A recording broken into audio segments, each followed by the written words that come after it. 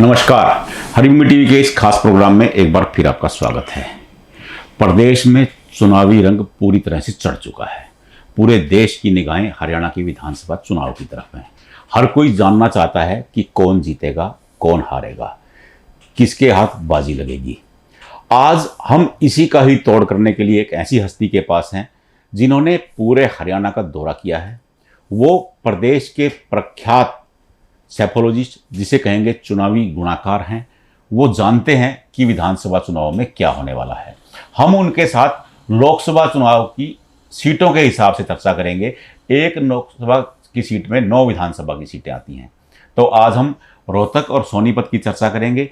अगली कड़ी में भिवानी और हिसार की चर्चा करेंगे। ऐसे ही 10 लोकसभा सीटों के हिसाब से पूरा विवरण आपको बता देंगे कि विधानसभा चुनाव के बाद होगा क्या, सरकार किसकी बनेगी। तो मेरे साथ हैं सैफोलॉजिस्ट जोगेंद्र कथुरिया। हम इनसे चर्चा करेंगे। कथुरिया जी, आपका स्वागत है। कथुरिया जी, मैं आपसे ये जानना चाह रहा था कि अगर हम लोग लोकसभा के हिसाब से गणना करें, क्योंकि 10 लोकसभा की सीटें हैं, उस हिसाब से 90 सीटें हैं। हर लोकसभा के क्षेत्र में 9 सीटें विधानसभा की सीटें आती हैं। तो अगर मैं रोहतक से आपके बारे में जानना चाहूँ, रोहतक में क्या होने वाला है 9 सीटों पर? रोहतक, झज्जर, कलानौर, गढ़ी सांपला, किलोई या बेरी, झज्जर, कोसली, तो इन सीटों पर आपको क्या तस्वीर नजर आती है? देखिए, जो रोहतक लोकसभा है, इसमें 9 विधानसभा सीट्स आती हैं जी। 7 जो विधानसभा सीटें हैं उन पर भूपेंद्र हुड्डा का जादू चलता हुआ प्रभाव है, दिखाई दे रहा है। जी जी। जो बहादुरगढ़ की सीट है जी, उसमें शहरी वोटर्स की तादाद बहुत ज़्यादा है जी। इसलिए जो बहादुरगढ़ का चुनाव है वो फंस गया। राजेश जून जो कांग्रेस से बागी होकर मैदान में आए जी, 2014 में जब वो चुनाव लड़े थे, निर्दलीय लड़े थे, तो उन्होंने अच्छे खासे 28-30 हजार के करीब वोट्स प्राप्त किए थे जी। तो उसका फायदा सीधा सीधा बीजेपी को मिला था और बीजेपी के नरेश कौशिक उस समय विधायक बने थे और जीत गए थे चुनाव जी जी। इस बार ऐसा हालात बने हुए हैं कि यदि राजेश जून चुनाव नहीं लड़ते तो राजेंद्र जून ये चुनाव इजीली जीत सकते थे, क्योंकि लोकसभा चुनाव में ट्रेलर दिख चुका था। दीपेंद्र सिंह हुड्डा को अच्छी खासी बढ़त मिली थी जी जी। अब यदि वोट्स का बंटवारा हुआ, आज की डेट की जो परिस्थिति है वो एज राजेश जून को है जी जी।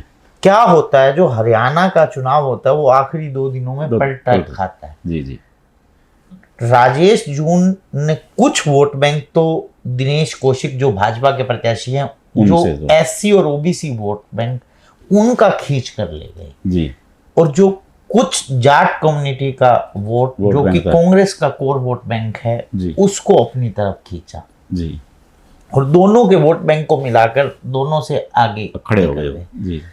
परंतु जो भाजपा का वोट बैंक यदि वापस भाजपा के पास आता है जी, तो मुझे लगता है कि यहाँ भाजपा भी बाजी मार सकती है। दिनेश कौशिक यदि जाट मतदाता भूपेंद्र सिंह हुड्डा के नाम पर कंसोलिडेट हो जाता है, मुख्यमंत्री बनाने के नाम पर वोट करता है, तो राजेश जून से खिसक कर राजेंद्र जून की तरफ जाता है जी। तो यहाँ पर राजेंद्र जून भी बाजी मार सकते हैं।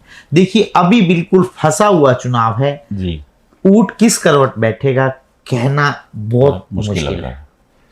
तो आप झज्जर की, किलोई की या कलानौर, 3 सीटें ये ऐसी हैं। देखिए, गढ़ी सांपला किलोई में तो कोई फाइट ही नहीं है जी। मैं खुद धामड़ गांव में 2 बार होके आया हूं, जहां से बीजेपी की प्रत्याशी है मंजू हुड्डा। आप पूरे चुनाव में जितना कि कृष्ण मूर्ति हुड्डा जो कि कांग्रेस छोड़कर भाजपा में आए थे, जितना बोलते थे, जितना उछल कूद करते थे, पूरे चुनाव में एक बार भी आपने कृष्ण हुड्डा को मैदान में देखा हो? नहीं देखा। सतीश नांदल भले ही चुनाव प्रचार में लगे हुए हों, परंतु उतना वो सक्रियता नहीं दिखाई दी। तो मुझे लग रहा है पिछली बार 39,000 के करीब सतीश नांदल को वोट आए थे और लगभग 60,000 से कुछ कम मतों से भूपेंद्र हुड्डा ये चुनाव जीतते थे। मुझे लग रहा है कि ये लीड और बढ़ने वाली है। लगभग लोकसभा में 75,000 के करीब की लीड थी, पर सामने अरविंद शर्मा उम्मीदवार थे। परंतु अरविंद शर्मा और मंजू हुड्डा के चुनाव में दिन रात का अंतर है। मुझे लग रहा है कि ये लीड अगर 75,000 से भी पार हो जाए तो ताज्जुब मानने की बात नहीं होगी। तो नए खिलाड़ी हैं किलोई में भी, इनके कलानौर में पहली बार, कलानौर में रेणु डाबला जब रेणु डाबला। शुरुआत में चुनाव मैदान में आई थी जी तो लोगों को लगा था कि वन साइडेड चुनाव है। जी रेणु डाबला शुरुआत में पिछड़ गई थी, परंतु बाउंस बैक करके उन्होंने, अपना उठाया है वोट चुनाव बैंक बनाया है, उठाया है। जी जो पंजाबी बेल्ट के गांव हैं, चाहे वो आंवल है, कलानौर है, कानौर है, निगाना है, सैंपल है, लाली है, अच्छा वोट बैंक खड़ा किया। फिर ब्राह्मण बाहुल्य गांवों में भी जी वहां अच्छा वोट बैंक हासिल किया। परंतु जो जाट पट्टी के गांव हैं, जाट बाहुल्य गांव हैं, आप इधर से खेड़ी साध है, सुनारिया है, करौथा है, जो ये जाट बाहुल्य गांव हैं, यहाँ पर बहुत मजबूत पकड़ है। शकुंतला खट्टक की लगाइए या कांग्रेस की लगाइए, एक सेंध शकुंतला खट्टक के वोट बैंक में जरूर लगी। जो धानक समाज एक मुश्त होकर शकुंतला खट्टक को वोट देता था, वो इस बार बटा हुआ दिखाई दे रहा है। जो शहरी क्षेत्र है, खुद रेणु डाबला का वार्ड है, जो वार्ड नंबर 6, कुछ एरिया उसका रोहतक विधानसभा में, कुछ कलानौर में है। तो उस वार्ड से भी रेणु डाबला इस बार जीत सकती हैं। ठीक है। और जो सैनी बाहुल्य क्षेत्र है, सैनी मुख्यमंत्री होने का फायदा भी रेणु डाबला को मिल रहा है। जो वार्ड नंबर 2, अब तो उसको तोड़ फोड़ दिया, जहां पर आज की डेट में सुमन सैनी एमसी हैं, उस एरिया में भी ज्यादा प्रभाव मुझे दिखाई दे रहा है रेणु डाबला का। परंतु जो पुराना चेहरा होने से और चुनाव में बारीकियां पता होने से शकुंतला खट्टक आज भी बढ़त में दिखाई देती हैं। परंतु जिस प्रकार से चुनाव लड़ा रेणु डाबला, उसकी काबिल तारीफ होनी चाहिए। एक बड़ी सीट है रोहतक शहर, पुराने दोनों धुरंधर खिलाड़ी हैं, चाहे वो मनीष ग्रोवर हैं भाजपा के, कांग्रेस के बीवी बत्रा हैं, लगातार आमने सामने हैं। पिछली बार थोड़े से मार्जिन से बीवी बत्रा आगे रहे थे। देखिए 2009 में ये दोनों चेहरे पहली बार आमने सामने हुए थे, बड़े मार्जिन से, तब बीवी बत्रा जीते। हमेशा जब 2009 से पहले के चुनाव होते थे, वो तीसरा चुनाव था 2009 का मनीष ग्रोवर के लिए, और वो पहला चुनाव था बीवी बत्रा के लिए। शाहजलाल बत्रा की जगह रिप्लेस किए गए थे वो। हर चुनाव में आपको आगे हवा यहाँ प्रतीत जो होती थी वो मनीष ग्रोवर की होती थी, अंत में आकर वो चुनाव लूज कर जाते थे। 2014 में रोहतक में एक नारा चला मनीष ग्रोवर का कि मेरा चौथा ही करना पड़ जाएगा। ठीक है, एक भावनात्मक उन्होंने अपील की थी।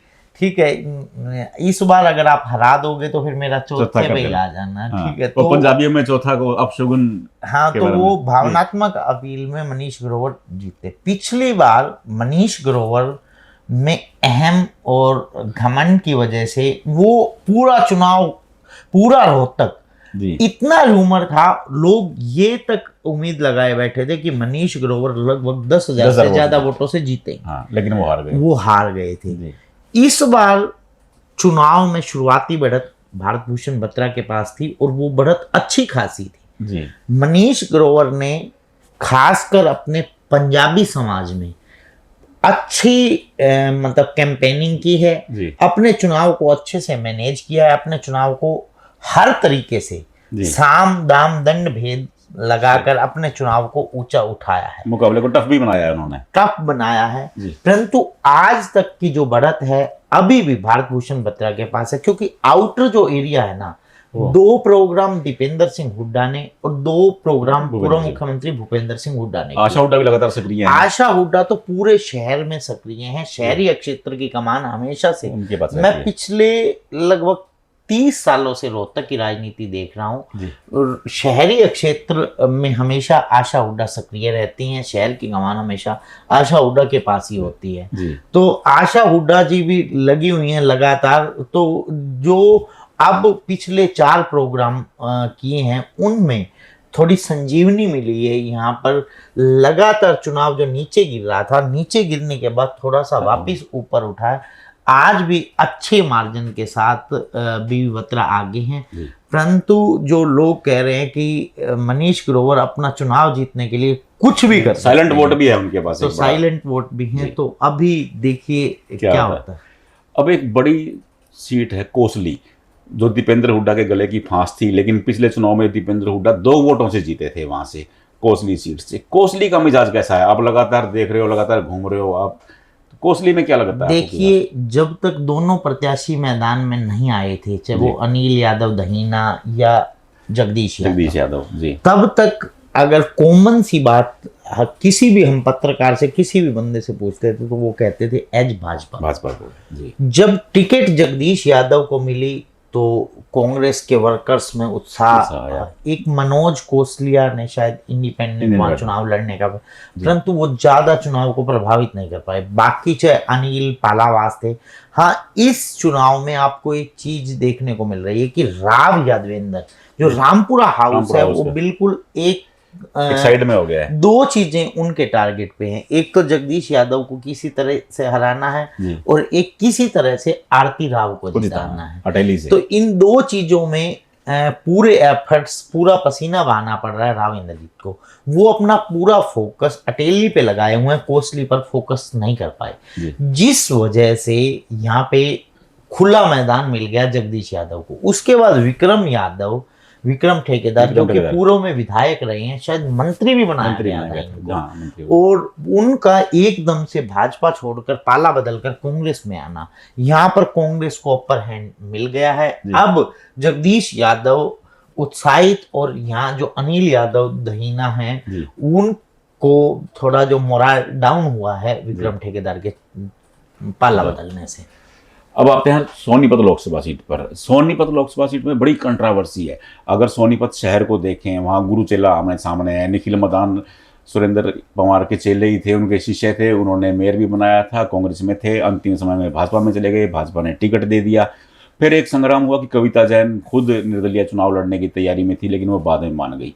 अब आपको क्या लगता है कि पीक आ गया है चुनाव का, सोनीपत शहर में क्या होने वाला है? देखिए, जो सबसे पहले आपको शायद पता, जो भाजपा हर प्रकार के हथकंडे अपनाती है, डोरे काफी समय से डाल रहे थे निखिल मदान के ऊपर, और उन्होंने किसी तरह से मैनेज करके निखिल मदान का पाला बदलवाया और उन्हें भाजपा में शामिल करवाया। उसके बाद निखिल मदान को यहाँ पर मेयर का विधायक सभा का चुनाव लड़वा रहे हैं। ये मुझे पिछले 3 साल से उम्मीद थी कि भाजपा इस बार कविता जैन, राजीव जैन की कंपैरिजन में या किसी पंजाबी चेहरे को मैदान में उतारेगी। उसमें ललित बत्रा भी हो सकते थे जो जिन्हें मेयर का चुनाव लड़वाया गया, परंतु निखिल मदान इसी शर्त पर आए थे, कांग्रेस छोड़कर भाजपा में शामिल हुए थे कि विधायक बनना चाहते हैं। पहले इनकी बहुत करीबी थी सुरेंद्र पवार के साथ, पता नहीं किस कारण से इनका आपस में मनमुटाव हुआ। आज ये धुर विरोधी माने जाते हैं सोनीपत में। जब तक सुरेंद्र पवार जेल में थे और हाई कोर्ट का फैसला नहीं आया था, तब तक वन साइडेड चुनाव लग रहा था। निखिल मदान वन साइडेड चुनाव जीत भी रहे थे, परंतु जब से सुरेंद्र पवार आए हैं बाहर, उन्होंने अपने चुनाव में जान फूंकी है। और कल भी कुछ पार्षदों को उन्होंने ज्वाइन करवाया है, तो जिससे उनका चुनाव भी उठा है और उन्हें चुनाव लड़ने का तरीका पता है।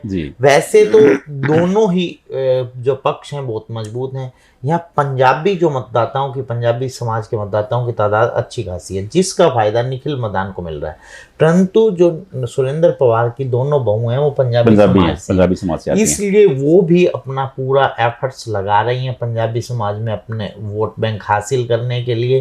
तो जो 30,000 जाट मतदाता हैं वो वन साइडेड सुरेंद्र पवार की तरफ नजर आते हैं।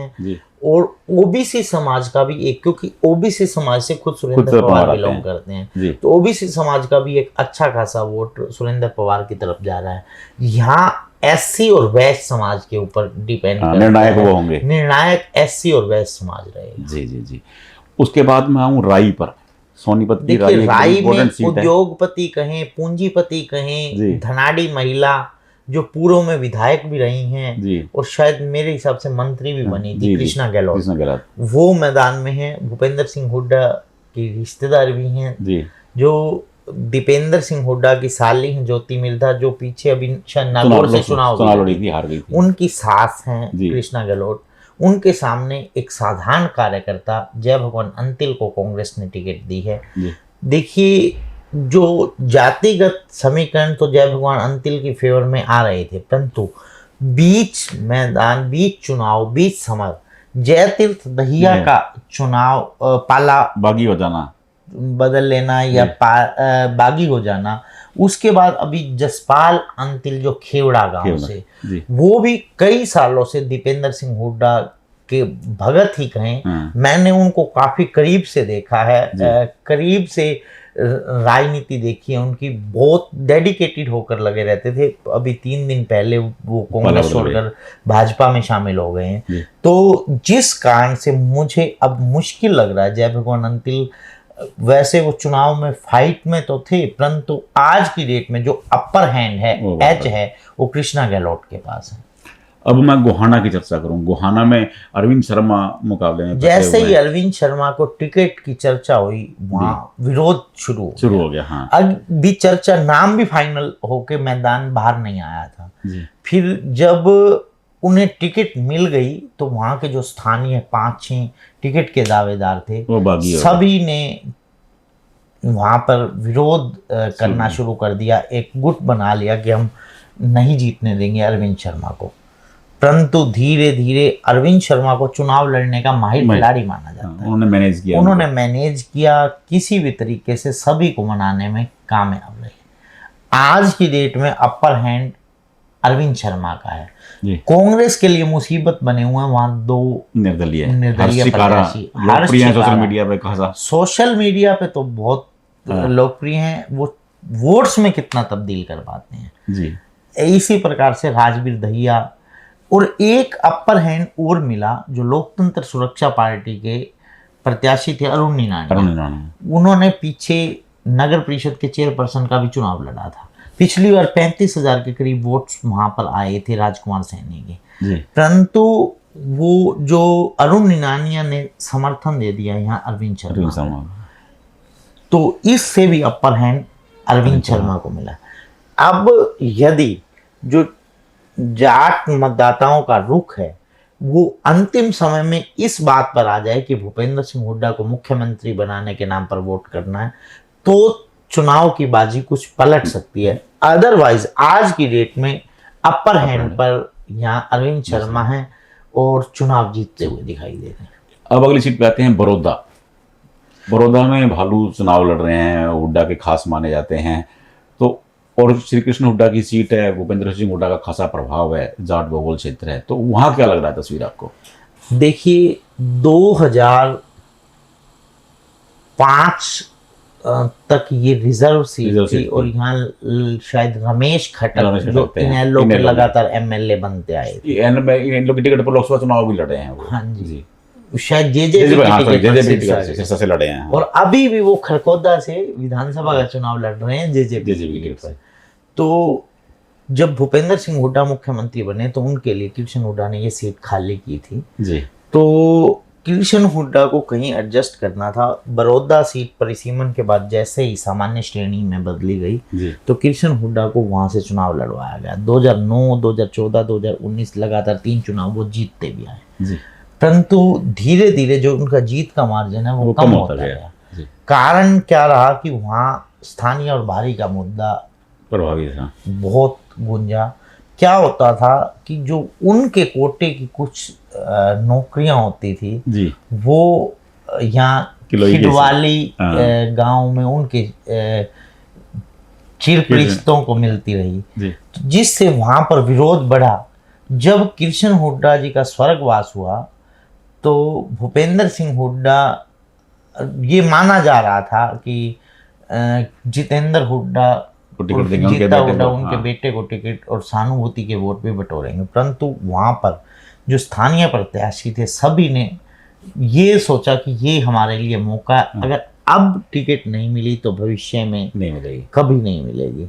तो वहां पे एक मुद्दा गुंजा स्थानीय और बाहरी का, जिस कारण भूपेंद्र सिंह हुड्डा को ये लगा कि ये तो यदि टिकट जीता हुड्डा को दी गई तो वो जीत नहीं पाएंगे और गढ़ में सेंध लग जाएगी।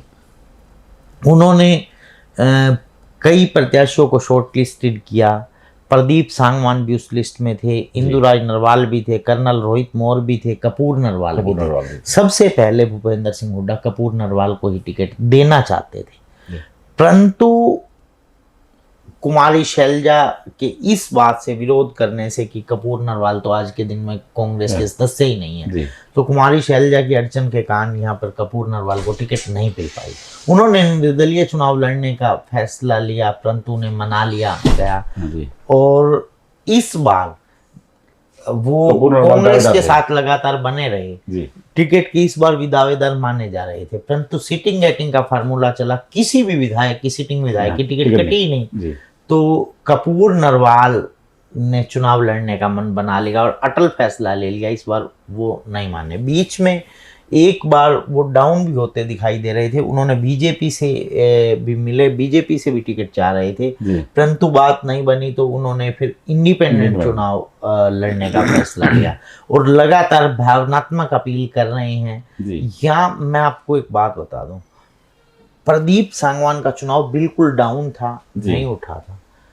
क्या हुआ, कपूर नरवाल और इंदुराज भालू के बीच में मुकाबला दिखाई दे रहा था। पिछले 5 दिन में खुद मुख्यमंत्री नायब सिंह सैनी ने बड़ौदा में जनसभा की, बांसुरी स्वराज जो कि दिल्ली में सांसद है, सुषमा स्वराज की बेटी हैं, उन्होंने लगातार कैंपेनिंग की यहाँ पर प्रदीप सांगवान की।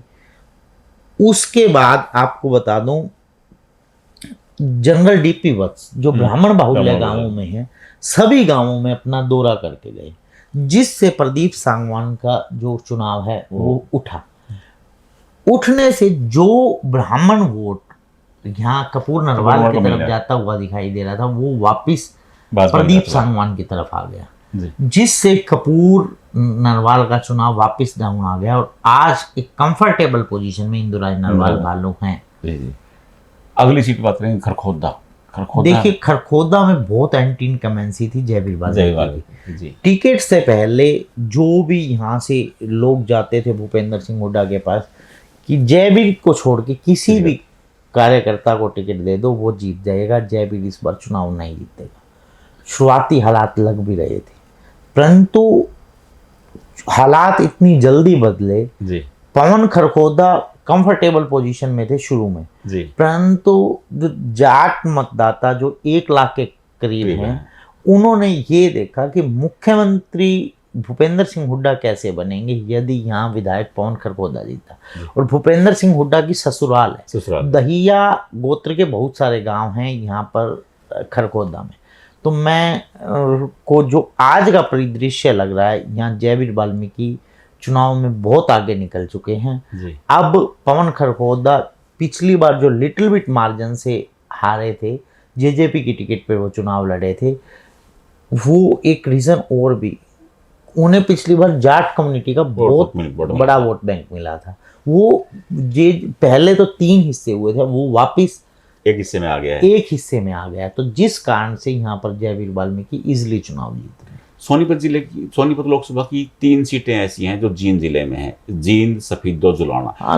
लगभग हमने देशवाड़ी बेल्ट की तो बात कर ली, ये 3 जो सीटें हैं ये बांगर बेल्ट की आती हैं। हाँ, बांगर बेल्ट की 3 सीटें हैं और 3 सीटों में एक सीट बड़ी इंटरेस्टिंग है, वहाँ पे विनेश फोगाट चुनाव लड़ रही हैं। उनके सामने भाजपा के डॉक्टर योगेश बैरागी हैं और उनके सामने लाठर हैं, पूर्व अधिकारी रहे हैं।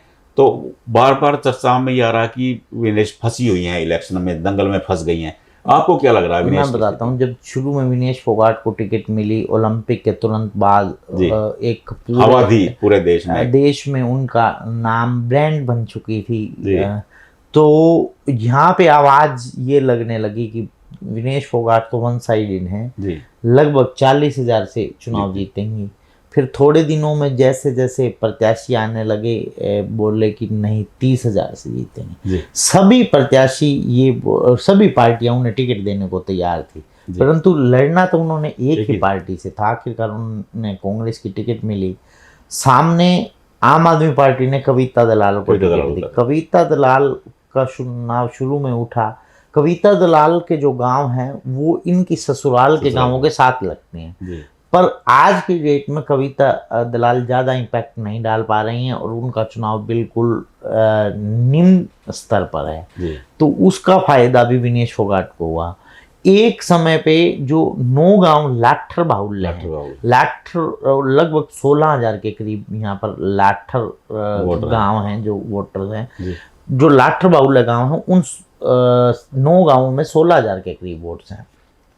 वहाँ पे जो अच्छा खासा प्रभाव है सुरेंद्र लाठर का।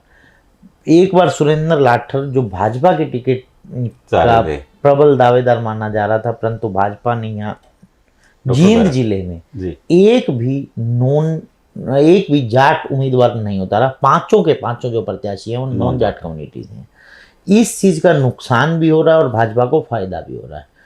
नुकसान तो कि जाट वोट भाजपा की तरफ नहीं आ रहा, वो कंसोलिडेट होकर भाजपा के विरुद्ध जा रहा है। उसके एवज में नॉन जाट वोट कंसोलिडेट हो रहा है। कैप्टन योगेश बैरागी हालांकि भारी कैंडिडेट हैं, वो सफीदो विधानसभा से बिलोंग करते हैं, उन्हें जुलाना से विधानसभा चुनाव लड़वाया जा रहा है, परंतु उन्होंने अपने चुनाव को अच्छे से मैनेज किया। आज जो विनेश फोगाट की जो टक्कर है वो कैप्टन योगेश बैरागी से, परंतु कल जो प्रियंका गांधी आई, उन्होंने जनसभा की है, वहां पे जो अब ट्रेंड निकल कर आ रहे हैं उसमें विनेश फोगाट आगे निकल गई हैं और कंफर्टेबल पोजीशन में हैं।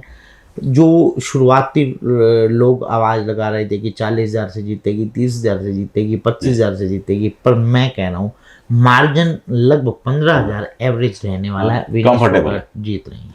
अगली सीट है जो पुश्तैनी सीट आप कह सकते हैं। अगर कांग्रेस के कैंडिडेट को देखें तो उनके पिता परमाणु मंत्री थे, एजुकेशन मिनिस्टर रहे, मांगेराम गुप्ता के बेटे हैं। अगर भाजपा के उम्मीदवार को देखें तो उनके पिता इनेलो से विधायक थे, अब ये भाजपा की टिकट लेकर के पहले ही विधायक बन चुके हैं, तो वो पुश्तैनी लग रहा है जींद सिटी में।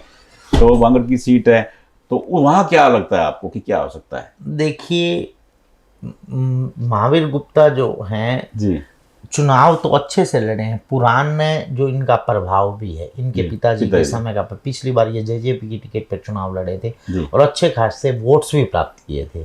पिछली बार अंशुल सिंगला तीसरे नंबर पर खिसक गए थे, 8,000 के तकरीबन वोट मिले थे, परंतु महावीर गुप्ता ने जो किशन मिड्ढा के खिलाफ, जो कि उनका मुझे लग रहा है कि उनके परिवार का 5वां चुनाव है और व्यक्तिगत तौर पर किशन मिड्ढा का ये 3रा चुनाव है। इस बार एंटी इनकमेंसी का सामना तो करना पड़ रहा है, वो सरकार की एंटी इनकमेंसी भी है, किशन मिड्ढा की, परंतु आज तक के चुनाव में किशन मिड्ढा का अपर हैंड है। यहाँ पर पंजाबी वोट अधिक मात्रा में यहाँ किशन मिड्ढा को मिल रहा है। केवल जो 20% के करीब जो वोट महावीर गुप्ता को मिल रहा है, या तो वो कोई कांग्रेस वर्कर है, वहाँ राजू लखीना का एक अहम रोल है। राजू लखीना पंजाबी वोटर्स को कांग्रेस में ट्रांसफर करवाने की कोशिश कर रहे हैं। हालांकि दावा तो वो 25% मिनिमम कर रहे हैं, पर ट्रांसफर करवा रहे हैं 15 से 20% वोट। मुझे लग रहा है कि ट्रांसफर हो रहा है वो महावीर गुप्ता की साइड। और जो बाहर 50,000 से अधिक जाट वोट है जो भारी, प्रदीप गिल कितना डेंट लगा पाते हैं वो देखने वाली बात होगी। वैसे गांवों में जो बढ़त है वो महावीर गुप्ता को मिल रही है। जो शहरी क्षेत्र में कई गांव ऐसे भी हैं वो नॉन जाट बाउलेज, अमरेली, इस टाइप के जो गांव हैं, वहां पर जो बढ़त है वो भाजपा को मिल रही है। 5 गांव ऐसे हैं और बाकी जो गांव हैं शायद 26 गांव हैं जिनमें जाट बाहुल्य गांव माने जाते हैं, जाट वोटर्स की तादाद अधिक है। वहां पर जो एज है वो महावीर गुप्ता को मिल रहा है। पूरी तरह गिल के ऊपर डिपेंड करेगा कि गिल कितने वोट लेते हैं, कितने वोटों का कांग्रेस को निर्णय उनके हाथ में है कि वो मिड्ढा वहां चुनाव जीतेंगे या गुप्ता जीतेंगे। बिल्कुल। ये था 2 लोकसभा सीटों का आकलन। सफीदो विधानसभा तो हमने छोड़ दी। ये था 2 लोकसभा सीटों का आकलन, सोनीपत और रोहतक। 2 लोकसभा सीटों में 18 विधानसभा सीटें आती हैं। हमारे को कोथुरिया जी ने बताया हर सीट के बारे में कि किस सीट पर क्या होने वाला है।